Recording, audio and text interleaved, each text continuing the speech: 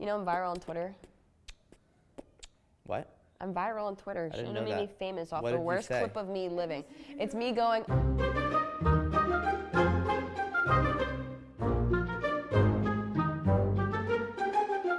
Here's like brand strategy 101.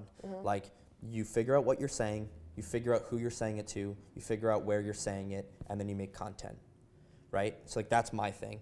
And then your thing is like, cool, and you have to fucking live, like you have to live You the have to truth. actually, yeah, exactly. Right? Like Hold them you can't- accountable. Like the shit that you are saying Yeah. can't just be like what sounds good or what's like trendy at the moment. Like yeah, like toxic masculinity, that's a thing people talk about. Yeah. Like what you're here to say It's like cut the shit, kind of. is like cut the shit or like Yeah. build it from the ground up with honesty and integrity and authenticity where like the message that you're fucking like you can't say like toxic masculinity and then be also toxic masculinity. yeah and then also charge women more for razors than men. Like you can't have it both Exactly. ways. Yeah. You can't have a fucking campaign where you're like we did it, like sales are up, and then like next week we're gonna be like next thing, Yeah, right? I agree. Like you just said.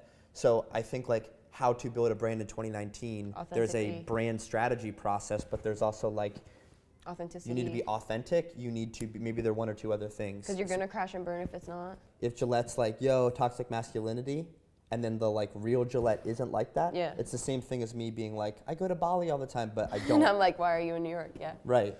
So being truthful, like in a world where there's so much shit going on and you don't really know what to believe, fake news and all this stuff, like people just want to, it needs to be real.